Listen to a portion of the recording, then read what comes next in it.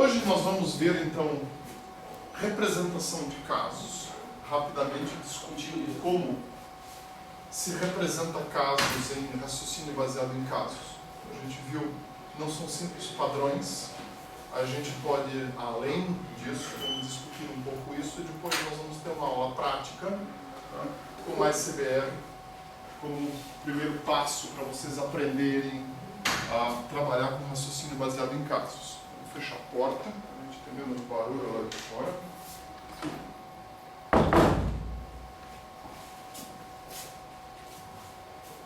Tá. Então, quando a gente coloca a pergunta como eu vou desenvolver um sistema de RBC, tá? Um passo importante é eu realizar a modelagem de casos. Tá? Como que eu vou representar o conhecimento dentro do meu domínio de aplicação? Tudo que nós vimos até agora se baseava na ideia de um vetor, tá? Com pares atributo-valor. Nós vimos na aula passada que essa é uma forma da gente trabalhar em RBC também, mas em RBC nós podemos ir além desse modelo. Tá? Feito isso, os próximos passos que nós não vamos ver hoje é o desenvolvimento de um mecanismo de recuperação. Tá? Como que eu vou buscar casos? Então eu posso usar o método de força bruta, que é pegar toda a minha base de casos e percorrê-la, fazendo uma pesquisa exaustiva. Se a minha base de casos tem milhões de casos, não é uma estratégia tão boa.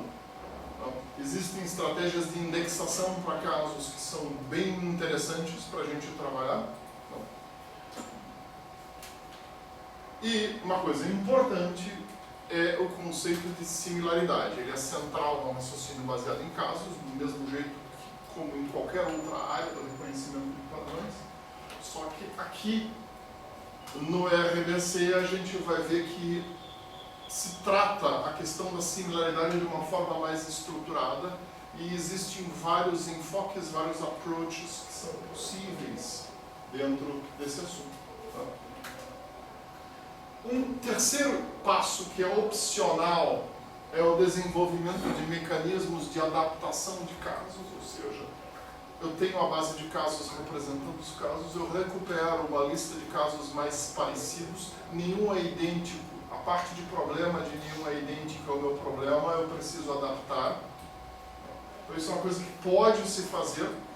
Alguns sistemas de desenvolvimento de RBC suportam isso. Tá? O CBRWorks, que nós vamos ver mais lá para frente, ele suporta. A gente vai ver um exemplo de adaptação de casos usando o CBRWorks. O MyCBR, que é a ferramenta principal que a gente vai usar na disciplina, não suporta adaptação de casos.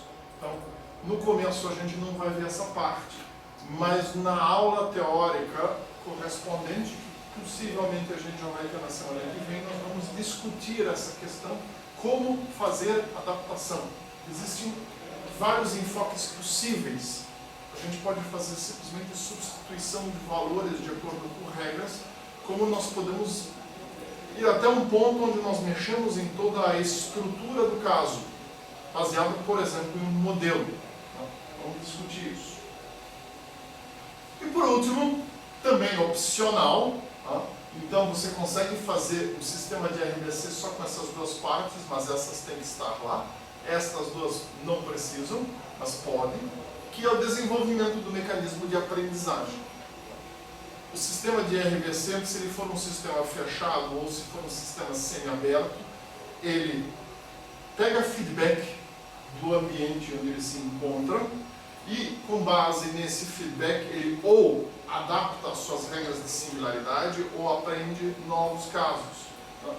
No exemplozinho da Amazon que eu dei para vocês na aula passada, tá? Nós vimos uma situação onde eu tenho um sistema semi-aberto no qual aprendizado automático é possível. Eu tenho feedback do usuário, se ele gostou ou não do que eu sugeri para ele, porque se ele comprou, ele deve ter gostado. Então, com isso a gente tem essa possibilidade aqui. Apesar disso vir em quarto lugar, para eu fazer a aprendizagem, eu não necessito ter adaptação de casos. Essas duas coisas aqui, não, elas são independentes. Eu posso trabalhar com adaptação de casos sem aprendizagem, eu posso trabalhar com aprendizagem sem adaptação de casos, ou eu posso ter as duas coisas. Encontrar um exemplo onde as duas coisas se aplicam no sistema em uso hoje em dia é difícil. No momento não me ocorre nada. Eu até gostaria de fazer uma pesquisa para ver se eu consigo achar alguma coisa em uso, não algum exemplo acadêmico, aonde essas duas coisas aqui estão inseridas. Então, nós vamos trabalhar agora nesta parte aqui do ciclo de RBC, a recuperação de casos. A recuperação de casos, então, ela se encontra por aqui nesse ciclo. Se a gente imaginar o ciclo dessa maneira aí, tá? Então, para a gente falar um pouco de representação de casos, que é uma parte que tem um papel importante na recuperação, a gente tem que voltar lá à nossa definição. Tá? Então essa aqui é uma outra definição de casos. Tá? Um caso é uma peça de conhecimento contextualizado representando uma experiência ou episódio concretos. Tá? Então dificilmente a gente trabalha com casos abstratos. Tá? Quando nós formos para uma área, vocês vão ver lá, tá? Raciocínio baseado em casos, em áreas como arquitetura, planejamento, configuração, etc., a gente pode começar a pensar em estruturas de casos abstratas, que vão ser usadas para guiar o processo. Mas, tipicamente, tá? O caso representa uma situação real, por isso o nome caso, inclusive, tá? A gente não tem algum nome mirabolante aí de estrutura de conhecimento idealizada ou sei lá o que, é a descrição de um conjunto de fatos que tipicamente tem como ponto comum, né, a concorrência temporal deles. Eles são várias coisas que aconteceram no mesmo instante de tempo em algum momento no passado. Né? Tipicamente o caso contém a lição passada, que é o seu conteúdo, e o contexto aonde essa lição pode ser usada. Então a gente consegue dividir caso em partes. É o que a gente vai ver aqui. Então, só para termos alguns exemplos. Jasper, tu podes apagar a luz ali, porque está difícil da gente ver as transparências. Obrigado. Então, eu não preciso aparecer no filme, basta a minha voz. Tá? Então, assim, os exemplos de casos aqui, ó, por exemplo, um sistema para diagnóstico de problemas com impressoras. A gente vai ter, por um lado, tá, os sintomas. Qual é a cara do defeito que a impressora apresentou? Por exemplo, não imprime texto preto. Tá? Nós temos um conjunto de informações de contexto, que são características da impressora. Tá? Por exemplo, o nosso modelo hipotético Robotron Matrix 600. Vocês vão ver esse modelo várias vezes ainda aqui. Tá? Nunca existiu, mas tudo bem. Então, isto aqui é a descrição do problema, onde a gente tem realmente sintomas e contexto. Isso aqui tudo junto é o que nós queremos classificar. E por outro lado, nós vamos ter a parte da solução, que também pode ser dividida em duas partes. Então, nós temos, por um lado, a explicação de qual é a causa disso aqui ter acontecido com esse tipo de impressora, e essa causa é que o cartucho de tinta preta está vazio. Tá? E nós temos também o conserto aplicado, troca do cartucho de tinta preta. Então, se eu vou usar RBC num sistema de helpdesk online, eu vou ter tipicamente casos que têm estas quatro partes. Se eu vou usar RBC numa área onde eu tenho que só identificar algum problema, possivelmente eu paro aqui. E aqui, na verdade, eu vou ter um elemento simbólico só, que é o nome do problema que eu identifiquei. Tá? Então, vai depender do contexto de aplicação, mas essas quatro coisas são possíveis. Tá? Se eu pegar um outro exemplo, um sistema de apoio à decisão na área jurídica, por exemplo, que nos ajuda a fazer analogias, e como eu falei, depois a gente esquece, mas aplica o conhecimento, onde nós temos, por um lado, um contexto, que são o juízo, o local onde uma coisa aconteceu, etc. Nós temos uma ementa que me diz o quê? O que aconteceu ali. No caso aqui, o denunciado foi preso em flagrante por tentar subtrair objetos de uma casa à noite, é reincidente e houve erro de cálculo na pena, blá blá. Temos um conjunto de metadados que são importantes e qualificam isso daqui, por exemplo, furto qualificado, invasão de propriedade, etc. E vamos ter uma referência a um acórdão na íntegra. O que a gente tem aqui? Aqui nós temos um conjunto de informações contextuais onde algumas podem ser usadas para cálculo de similaridade, outras não. Mas a gente aqui tem apenas a descrição de um fato. Nós podemos considerar isso aqui como causa, mas não é necessariamente uma informação textual. O resto são informações de contexto. Se eu for usar isso aqui dentro de um sistema de RBC, na verdade eu vou me basear em todas essas informações aqui quando eu estiver avaliando similaridade com uma nova situação que eu tenho. Se essa nova situação que eu tenho, por exemplo, ainda não foi julgada, eu não vou ter nem acórdão e nem ementa. Eu só vou ter essas duas informações aqui. Eu preciso usar estas para encontrar situações parecidas.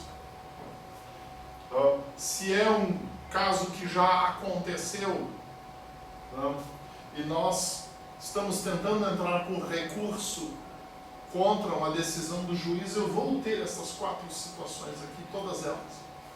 A decisão em primeira instância na íntegra, a ementa da decisão em primeira instância e o contexto. E aí eu vou poder procurar com base em tudo. Então, mas sempre é um conjunto de informações. Então é bem diferente disso daqui, onde eu tenho essa estruturação aqui, que me dá uma semântica bem clara em cada uma dessas coisas. É eu poder dizer, eu tenho semântica diferente aqui. Aqui são metadados, aqui são atributos. Aqui eu tenho um atributo textual que é opcional, aqui eu tenho um atributo que é um link, que também é opcional. No fundo, tudo isso aqui descreve a situação. Não. Aqui a estrutura é diferente, são partes. Ou, por exemplo, uma coisa bem diferente aqui, um sistema de diagnóstico médico. Eu vou ter uma coisa parecida com isso daqui. Inclusive a palavra diagnóstico aparece aqui. Eu tenho, por um lado, características relevantes do paciente, idade, etc. Sintomas presentes, dor de ouvido, febre. Eu tenho a solução, o diagnóstico, doença otite média, e eu tenho a terapia aplicada, tetraciclina 4 vezes ao dia. Isso é um hipotético, por favor, não usem um antibiótico obsoleto e não nessa dose, se vocês forem tratar alguém. Vocês observam que aqui a situação é muito similar nessa daqui. Aqui, se eu tenho um sistema de helpdesk, eu posso fazer até aquela perguntinha no final, que normalmente a gente não tem saco de responder, ajudou? Bom, aqui eu posso solicitar ao médico que mais lá para frente dê feedback que o paciente melhorou.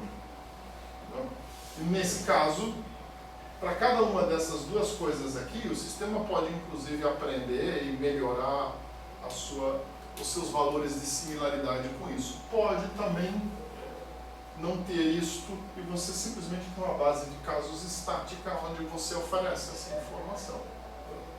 Observem que aqui a informação não precisa ser parametrizada, não tem necessidade de adaptação de casos. Aqui, se o peso ou a idade do paciente mudou, ou características, por exemplo, é alérgico à tetraciclina, eu vou ter que adaptar a minha terapia. Mudar a dose, mudar o remédio, etc. Então aqui, eventualmente, existe a necessidade de você fazer a adaptação de casos. Muito bem. Mais alguns exemplos. Tá? Num sistema de comércio eletrônico, tá? De uma agência de viagens, por exemplo, eu posso ter um caso que é assim, um pacote de viagens com o nome dele, o hotel, o preço, operadora e mais uma série de outras informações aqui. Tá? Aqui, novamente, eu não tenho a questão diagnóstico-solução. Tá? Aqui, o meu objetivo é recuperar uma informação. Isso aqui é um sistema típico de venda online. Tá? Recuperar uma informação com base em similaridade a uma sugestão ou procura do cliente ou perfil do cliente. Tá? E, no máximo, adaptar isto a determinadas características do cliente. O cliente tem 7 filhos. Tá? Vamos precisar de uma suíte adicional do lado para armazenar uma parte da prole. Então, neste caso, o preço aumenta, sei lá, aumenta em 40%. Né? Então, é uma situação onde você pode aplicar adaptação de casos, tá? Mas não é uma situação onde o caso tem problema e solução. O caso simplesmente tem descrição de situação, que seria, lá no exemplo do diagnóstico de impressoras, a parte do problema. É similar em termos de forma como eu vou realizar a recuperação com a nossa questão lá do sistema de apoio à decisão jurídica. Eu procuro todas as informações. Isso aqui já é mais complexo, num sistema de planejamento.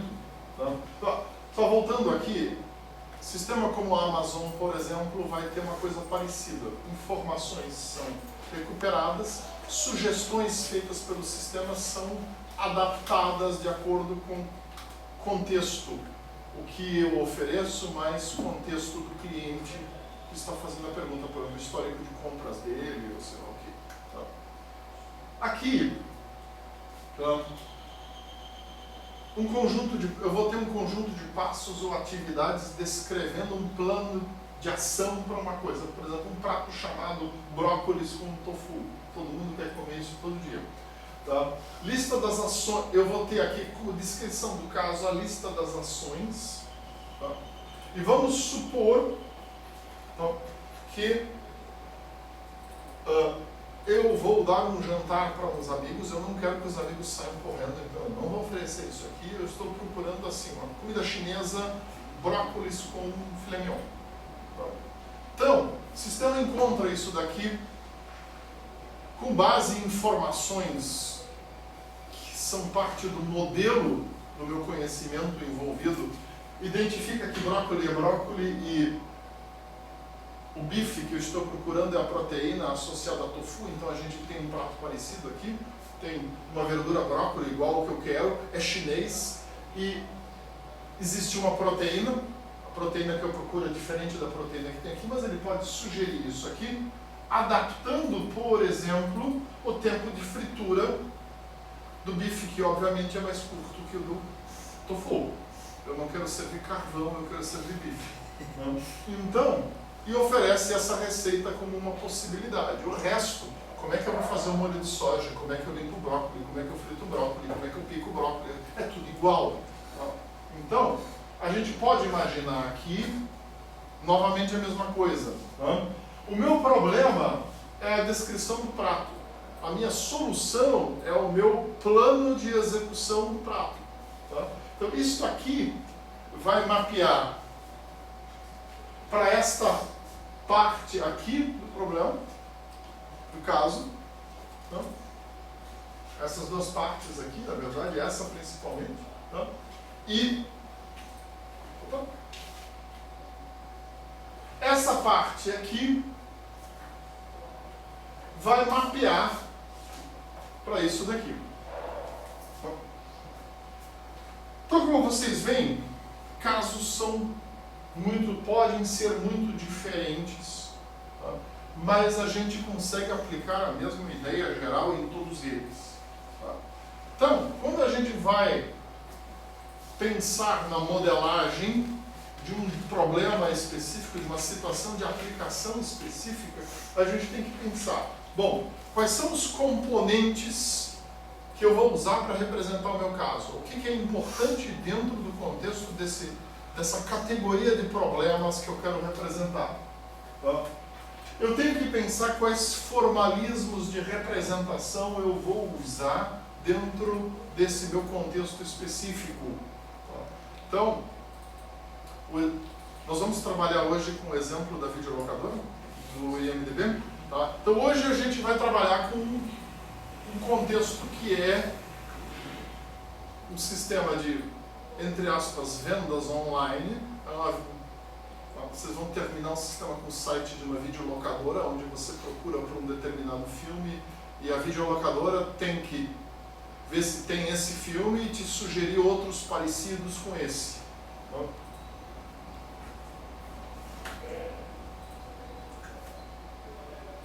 sei lá, você procura por Star Wars, te oferece Galáctica. Tá? Te procura por algo do Bruce Willis, oferece alguma coisa com sangue similar.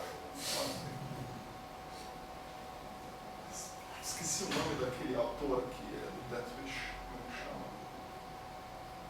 Tudo bem, é velho demais para vocês. Não importa.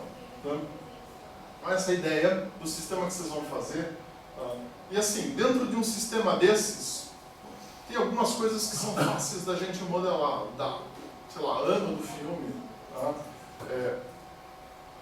Categoria do filme, até 12 anos, até 18, tá? Etc.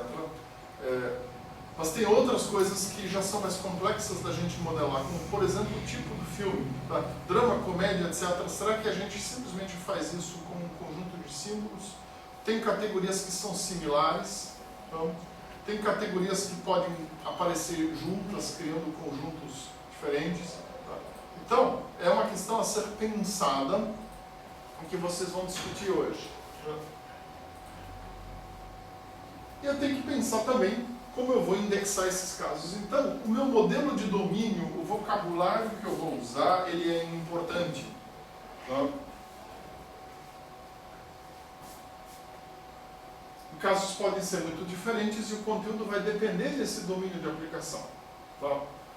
E a gente tem que escolher também o que armazenar. Isso é mais uma questão importante. Não adianta eu começar a colocar informação na minha base de casos e começar a indexar casos por informação que não é relevante para a busca. Tá? Eu posso até pensar assim, uma informação interessante num domínio da videolocadora pode ser o diretor do filme. Legal. Pouca gente vai procurar por diretor. Tá? Então, com certeza vai ser um atributo com um peso pequeno, mas vai estar lá. Tá?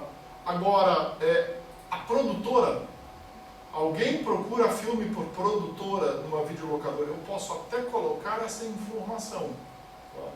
Mas eu não vou indexar isso como um atributo importante para a busca, porque só vai me provocar ruído.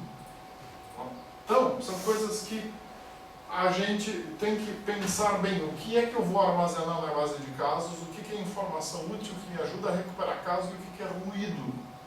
Então, se eu começar a querer colocar tudo, simplesmente porque eu tenho tudo, cidade onde foi filmado, se choveu, não choveu, no dia que filmaram, etc., só vai dificultar a recuperação. Tá?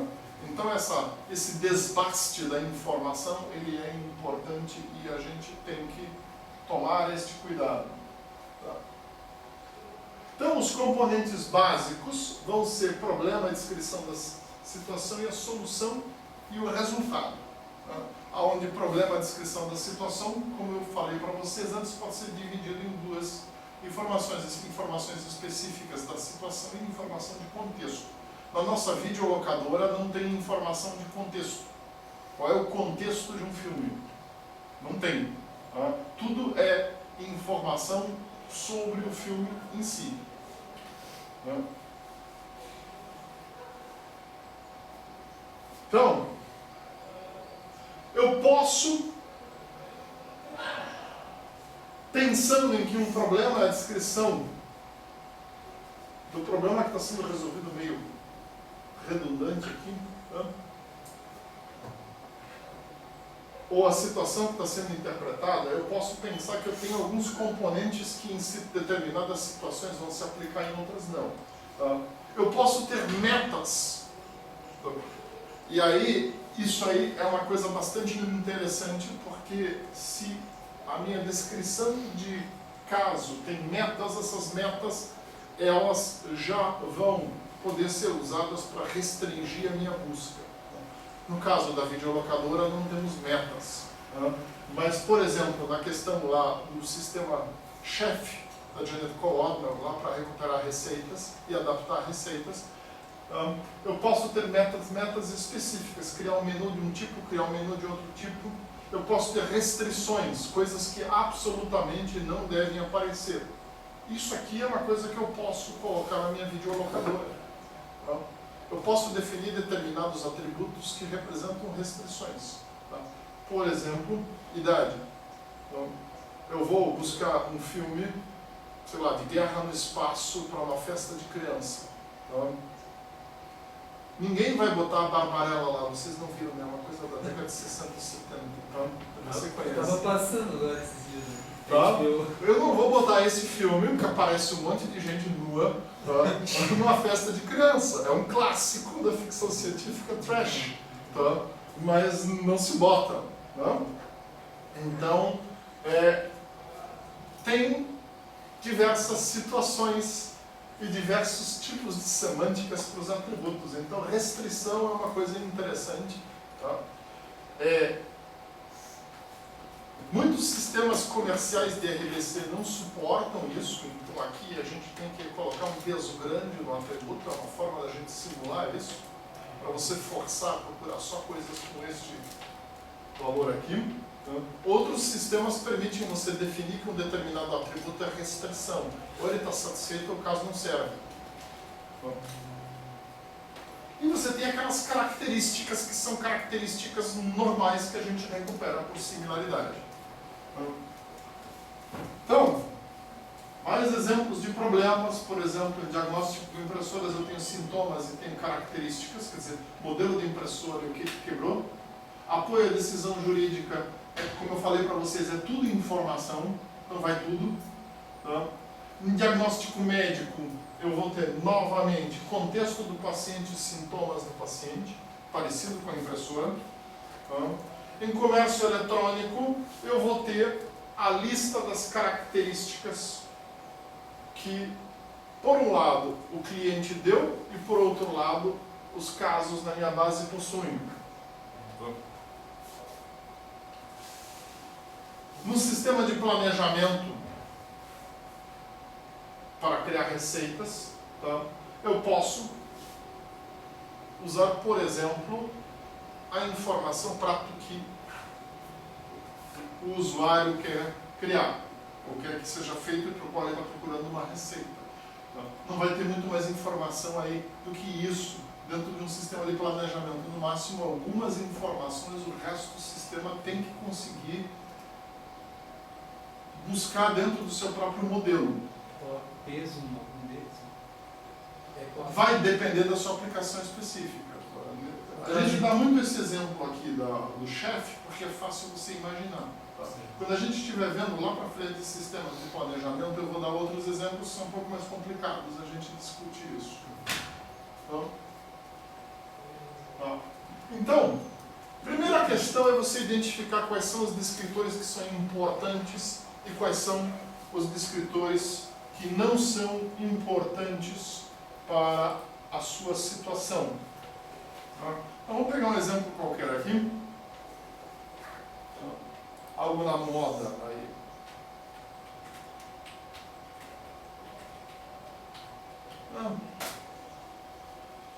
Então,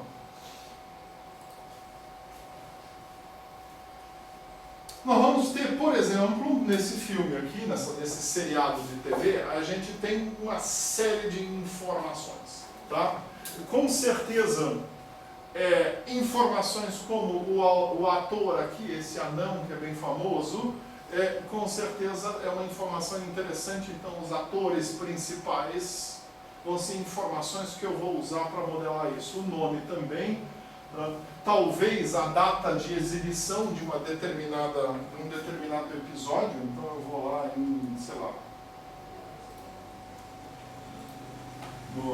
na temporada que está correndo agora, eu tenho aqui nome do episódio, resumo do episódio, com certeza são informações que eu também vou querer colocar. Tá? Porém, outros detalhes aqui, tá? Onde foi filmado, site no Facebook do seriado, tá? Não interessa. Idade de certificação, com certeza, extremamente importante. Isso é 16. Não sabia. Olha só. Tá? E por aí vai. Tá? Aqui eles já dão palavras-chave. Tá? Agora você tem que avaliar se essas palavras-chave são importantes aqui. Tá? Blood violence. Será que faz sentido colocar essa palavra-chave ou não? Tá? É uma fantasia. Tá? Se eu colocar isso, possivelmente o filme vai ser recuperado juntos, como, sei lá, Mad Max. Uma coisa parecida. Não é o que a gente quer, né? Tá? Então, sei lá, Selvagens Cães de Guerra aparece junto quando eu procuro esse. Você tem que avaliar aí se a informação que vem aí é a informação que é útil para você ou não. Mas com certeza palavras-chave é um atributo que você vai querer colocar no seu caso, porque ele ajuda a recuperar. Gênero, e aqui vem a parte interessante, a gênero, aventura, drama e fantasy. Tá? São três conjuntos bem disjuntos, tá? Mas que as coisas aparecem juntas. Fantasy a gente pode pensar até que a gente bota embaixo de aventura, ou a gente cria uma categoria geral Science Fiction e Fantasy e bota ali embaixo. Difícil de dizer, né? Então, isso aqui com certeza você vai precisar de uma taxonomia ou de uma ontologia para definir o que é gênero aqui e definir quais são as suas, inclusive, características de similaridade entre essas coisas. Tá? Isso aqui é parecido com isso? Não. Tá? Mas aqui nesse caso, a gente tem um atributo que tem mais de um valor. Tá? Então, isso também é uma coisa que você tem que levar em consideração. Até agora a gente falou de atributos com um valor só. Tá? Uma possibilidade também é você trabalhar com atributos de mais de um valor ou você criar eixos de classificação. Aí dentro desses eixos de classificação eu pego um desses atributos e consigo associar com outros. Então, essa operação, tá, de debulhar essa informação aí para saber o que é interessante e o que é completamente inútil para quem vai depois procurar por essa informação, é uma coisa que você vai ter que vestir a carapuça do engenheiro de conhecimento e você vai ter que fazer na mão. A vantagem quando a gente tem uma informação que já vem semi-estruturada no site assim, é que você só tem que debulhar isso daqui e eventualmente aplicar um senso crítico em algumas coisas que a gente acabou de fazer aqui nas palavras-chave. Tá? Por outro lado, tem informações que não vêm prontinhas assim e você vai ter que estruturar isso no papel. Tá? Então, para fazer o nosso exemplo, nós vamos usar a Internet Movie Database aqui justamente pelo fato de que ela traz as coisas meio semi-mastigadas, fica fácil a gente juntar a informação aqui. Tá? Eu procurei em muitos lugares algum web service, outra coisa que me permitisse extrair informação daí e eu não consegui achar nada. Tá? Seria mais fácil se a gente pudesse dar algumas palavras-chave e daí extrair a informação de alguns vídeos para montar a base de casos, mas não tem. Tá? Então vocês vão ter que escolher algumas áreas aí e na mão extrair os seus dados para poder trabalhar com isso.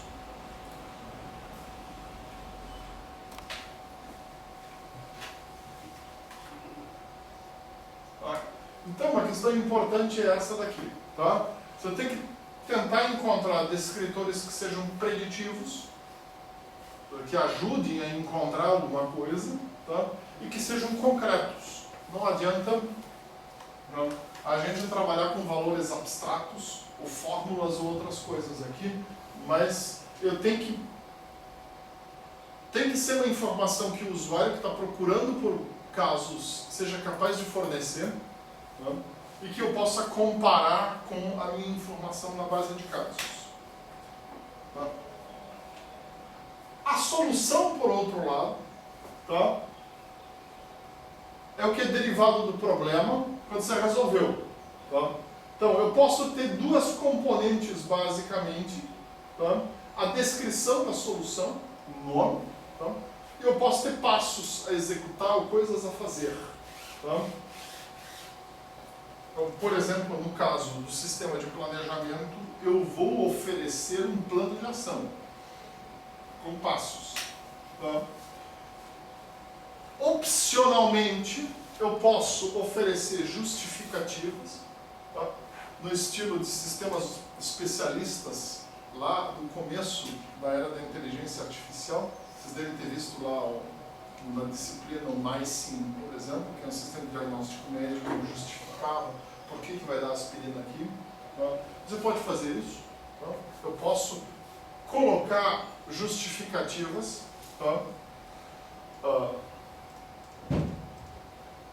Esta daqui talvez não seja tão útil. Justificativas, elas são boas para o quê? Para deixar o usuário satisfeito. Dificilmente você vai ter alguma outra utilidade. A justificativa é um bloco de informação que tem dentro de um caso que dificilmente você consegue usá-lo automaticamente para fazer alguma coisa. Mas, se você oferecer informação para o usuário pode ficar satisfeito. A Amazon faz isso. Quando te sugere, olha, eu estou procurando por esse livro aqui, e sugere um outro livro do mesmo autor, um outro livro do mesmo gênero, a Amazon costuma dizer embaixo, tanta gente comprou esses dois juntos, ou tanta gente que comprou esse também comprou o outro. Não significa que as pessoas não se arrependeram da decisão delas depois, mas é uma informação que está lá. E é uma justificativa por que eu estou te oferecendo esse produto, porque fulano também comprou, depois que ele comprou aquilo que você está querendo comprar aqui. Então, é interessante para deixar o usuário tranquilo. E se for uma informação que faz sentido, vale a pena. Na área médica, por exemplo, o que você pode é oferecer informação teórica por que para esse paciente eu receitei paracetamol para baixar a febre, por que para o outro paciente aqui eu receitei aspirina, ácido acetil salicílico e não paracetamol. Sei lá, porque existia mais uma outra coisa que o paciente estava tomando, e nesse caso aqui, interações medicamentosas são perigosas, esse remédio aqui não tem interação medicamentosa, deve ser fornecido esse, por exemplo.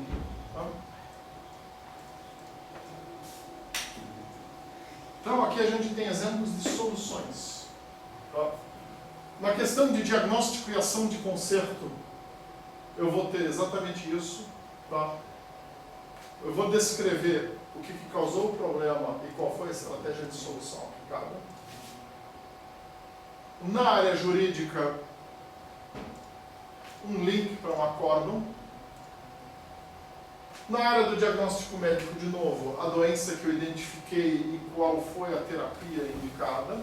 No comércio eletrônico, por exemplo, a descrição de todos os detalhes de um pacote de viagem que se adapta àquelas características que eu dei, com base em pacotes prontos que agências de viagem oferecem e mais customizações que o sistema fez e que tem que ser aceitos por aquela agência de viagem, senão também não adianta, né?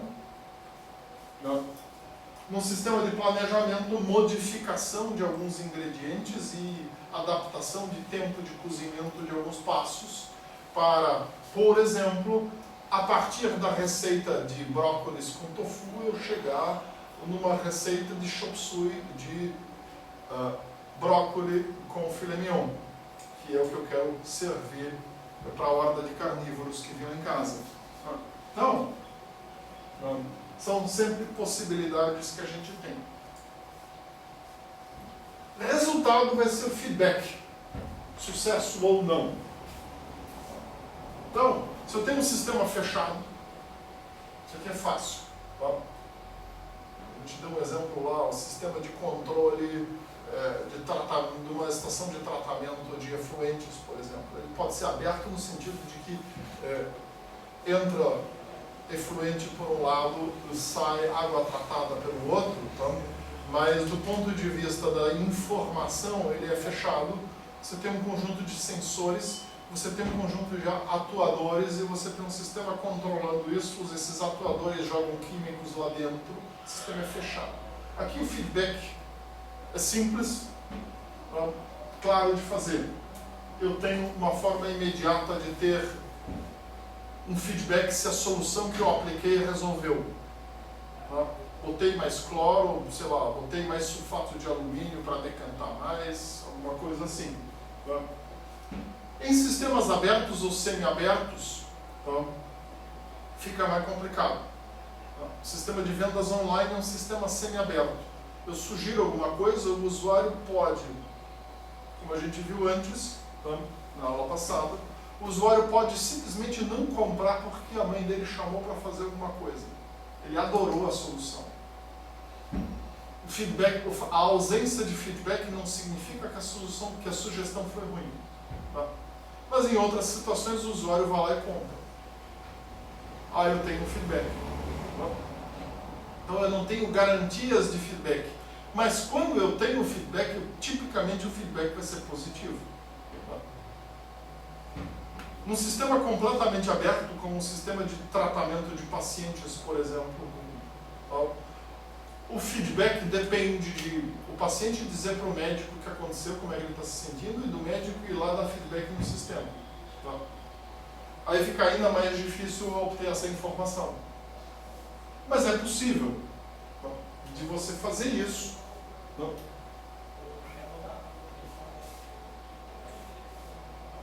Então aqui a gente tem exemplos de resultados. A impressora voltou a funcionar, o paciente ficou bom. Vegetais queimados. Também depende da boa vontade do usuário de ir lá e xingar o sistema. Diz, você mandou fazer uma receita. Cara, eu tive que chamar desse pizza. O Charlie Box, porque eles têm lá uma opção de chop suey de brócolis mais fácil do que eu tenho para fazer. Então, aí a gente chega na questão da representação de casos e na questão de desbastar a informação. E a gente pode ter as coisas mais variadas. Então, desde representação, atributo, valor, a representações orientadas a objetos, redes semânticas, etc. Então, na questão atributo-valor, que a gente já viu na aula passada, a gente tem realmente um vetor com atributos e valores. É a forma mais comum, a forma mais simples. Isso não significa que os meus atributos vão ser simplesmente valores dentro de uma faixa. Então, eu posso trabalhar com esses atributos de diferentes formas. E aí tem as outras coisas, como textos, e assim por diante, que a gente vai entrar mais lá para frente. Tá? Então, vamos ficar na questão atributo-valor, porque é o exemplo que vocês vão construir hoje. Tá? Então, eu posso ter números reais, preço do pacote de viagem. Eu posso restringir uma faixa de valores aqui. Símbolos. Conjunto finito arbitrário de símbolos, por exemplo, o modelo é Robotron Matrix 600 e tem mais 4 ou 5 modelos. Acabou. Tá? Strings de caractere de tamanho arbitrário. Tá? Então, só para voltar lá, isso aqui pode ser um atributo, a emenda do acórdão. Tá? Isso aqui é um abstract, um resumo de uma decisão de um tribunal. Tá? Como é que eu vou usar isso para fazer pesquisa por similaridade? Eu posso procurar a palavra-chave lá dentro. Tá? Dá para fazer. Tá? a gente dificilmente faz. Tá? Mas é possível de você trabalhar, existem estratégias para trabalhar aqui definindo similaridade. E pretexto, um link qualquer. Tá? Então, aqui não tem um link aqui. Tá? Essa operação para imprimir. Tá? Aqui já temos de fato um acordo. Então vamos usar isso como exemplo agora. Tá? Os símbolos é que são uma coisa por si. Tá? Eu posso trabalhar com símbolos de diferentes formas. Símbolos não ordenados. Eu tenho uma lista de coisas. Tá? Por exemplo, o local da dor. Ouvido, nariz, boca, pé, dedão. Tá? E aí? Nariz é mais parecido com boca ou com ouvido? Sei lá, exatamente. A resposta é sei lá. Então aqui eu vou definir métricas de similaridade onde ou é igual ou é diferente, acabou. É binário. Tá? Se eu tenho símbolos ordenados, aí sim eu vou ter uma escala. Tá? Por exemplo, categoria de acomodação. Tá? Albergue, pousada, 2 estrelas, 3 estrelas, 4 estrelas, 5 estrelas. Tá? Em ordem crescente. Então, ó, pousada é mais parecido com albergue de 2 estrelas do que com 4 estrelas, não? 2 estrelas é mais parecido com albergue com 3 estrelas, com pousada e com 2 estrelas do que com albergue, não? Aqui pelo menos eu consigo ficar no quarto. Para mim, tem chance. Então, isso aqui é um exemplo de símbolo ordenado. O símbolo ordenado ele pode ter similaridade simétrica ou assimétrica. Vamos supor, tá? Eu sou um usuário desse tipo de babador e eu estou procurando por um hotel 4 estrelas para me hospedar. Tá? É para uma viagem comercial, a minha empresa está pagando e os hotéis 4 estrelas eles estão cheios. O mais parecido é 3 e 5 estrelas, mas 3 é tão parecido com 4 quanto 5 é com 4, quando eu estou olhando de 4. O que é mais fácil eu fazer? Eu vou no hotel 5 ou no hotel 3, quando eu costumo me hospedar no hotel 4? Vai depender do dinheiro, da disponibilidade. Exatamente. Do dinheiro, da disponibilidade do seu. Vamos supor que é uma viagem comercial. Então, se eu sou um usuário de hotel 4 estrelas, não tem disponível, eu não vou baixar para 3, eu vou pagar um pouco mais e pegar um 5, tipicamente. Especialmente se a empresa está pagando. Especialmente se a empresa está pagando. Tá? Então, a similaridade daqui para lá é diferente da similaridade de lá para cá. Tá? É assimétrico. Mas isso depende do ponto de vista, depende de onde eu olho. Tá?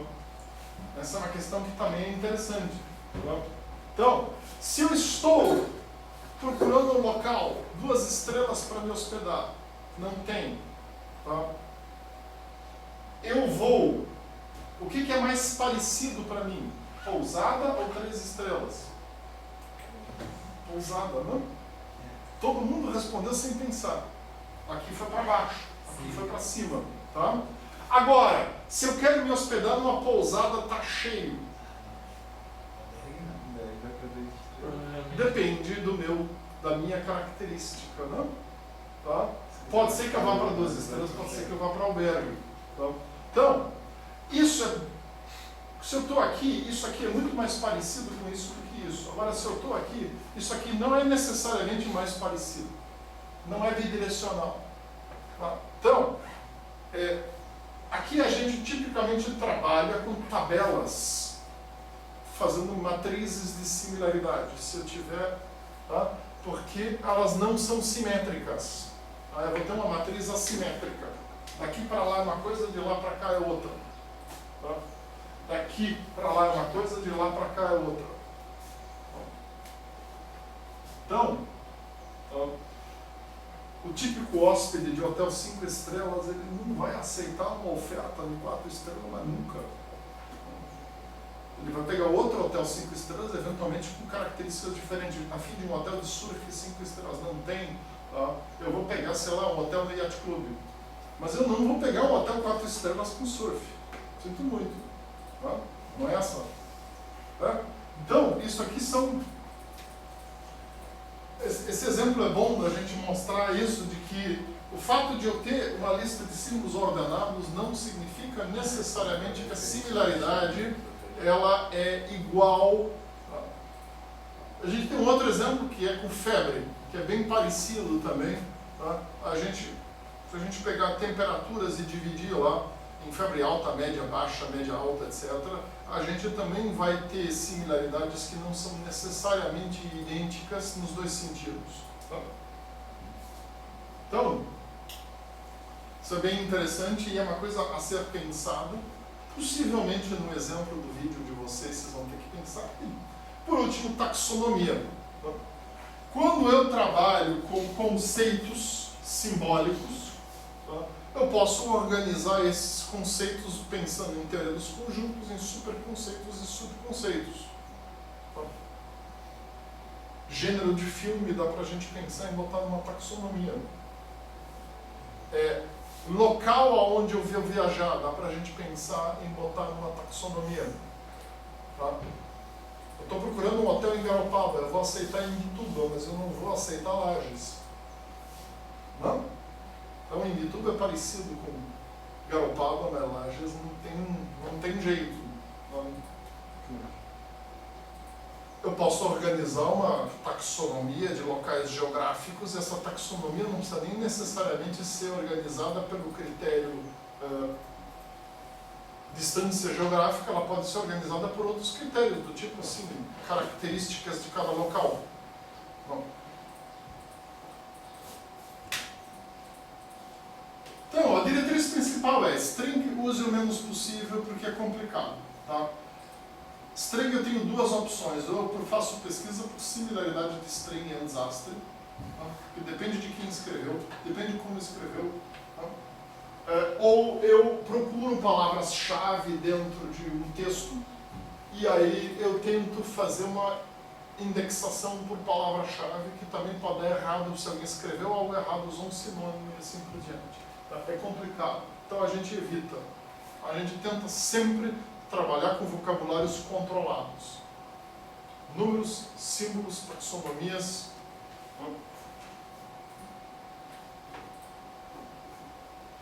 Então, a representação atributo-valor com certeza é a mais fácil da gente fazer, ela é simples, simplifica a implementação, fácil de armazenar e a recuperação eficiente é possível. Eu vou trabalhar sempre com um atributo ou lista de atributos numa determinada posição, posso indexar isso. Então, essa é uma boa forma da gente trabalhar.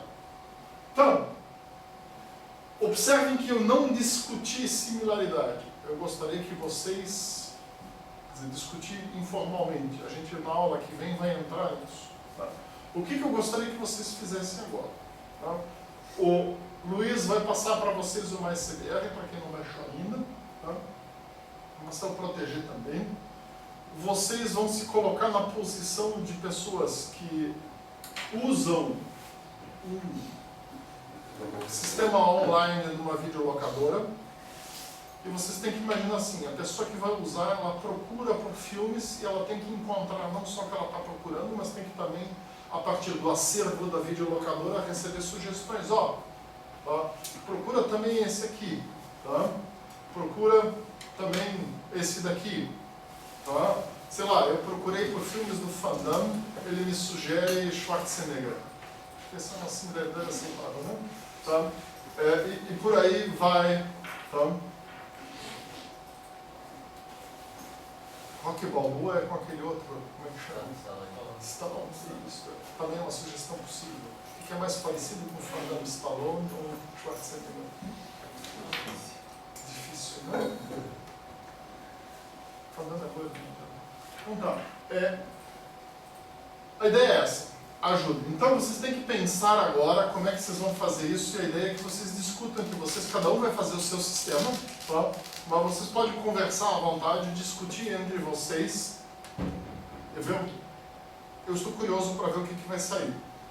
E aí na aula que vem nós vamos discutir similaridade e vamos fazer mais uma rodada onde vocês vão dar uma refinada no sistema de vocês. A ideia hoje é que vocês façam isso de forma intuitiva. Confio.